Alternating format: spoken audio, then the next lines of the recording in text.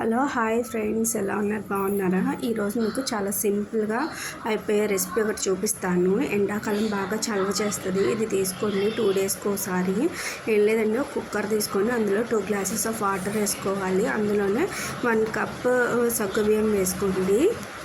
ఇందులో కొంచెము అడుగంటకుండా నెయ్యి కానీ ఆయిల్ వద్దులేండి, నెయ్యి వేసుకొని మీడియం ఫ్లేమ్లో పెట్టుకొని 2 or 3 విజిల్స్ రానివ్వండి. అవి మంచిగా కుక్ అయితే ఆవిరిపోయాక మూత తీసేసి మనం మిగతా ఇంగ్రీడియంట్స్ అనేవి యాడ్ చేసుకోవాలి. కుక్కర్లో అయితే చాలా ఈజీగా అయిపోతుంది.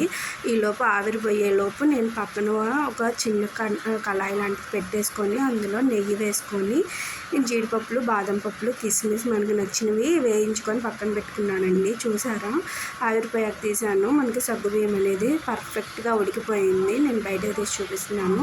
మనకు అలా ఉంటే ఉడికిపోతుందండి. మీకు అలా మీడియం ఫ్లేమ్లో పెట్టిన 2-3 విజిల్స్ ఉడకలేదండి, మళ్ళీ కొంచెం వాటర్ యాడ్ చేసి ఇంకో 2 విజిల్స్ పెట్టండి. హై ఫ్లేమ్లో పెట్టద్దు, మీడియం ఫ్లేమ్లోనే పెట్టండి.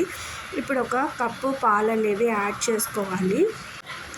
ఇప్పుడు 1 కప్పు పాలకి 1 కప్పు బెల్లం కూడా యాడ్ చేసుకోండి. ఇంకొంచెం ఎక్కువ స్వీట్ తినేవాళ్ళు 1.5 కప్పు యాడ్ చేసుకోండి. నార్మల్గా తినేవాళ్ళు 1 కప్పు వేసుకోండి. కొంచెం ఇలాచీ పౌడర్ కూడా యాడ్ చేసి కొంచెం పించ్ ఆఫ్ సాల్ట్ కూడా యాడ్ చేయండి. టేస్ట్ అయితే చాలా అంటే చాలా బాగుంటుంది. దీంట్లో మీకు ఇష్టమైతే కండెన్స్డ్ మిల్క్ కూడా యాడ్ చేయొచ్చు, అవసరం లేదు. స్వీట్నెస్ బెల్లంతో చాలా హెల్త్కి మంచిదండి బెల్లం అనేది. ఇప్పుడు డ్రై ఫ్రూట్స్ యాడ్ చేసేసుకొని మనం సర్వ్ చేసుకొని తింటమేనండి. ఇది చాలా అంటే చాలా టేస్టీ. ఒంట్లో వేడిని కూడా చాలా త్వరగా లాగేస్తుందండి. వేడి చేసినప్పుడు ఈ పాయసం ఒకసారి చేసుకొని తినండి. మీ టేస్ట్కి టేస్ట్ ఉంటుంది, హెల్త్కి హెల్త్ అండి. ఎండాకాలము ఇది మస్ట్ అండ్ షుడ్గా ట్రై చేసి ఎలా ఉందో నాకు కామెంట్ చేయండి. Bye bye.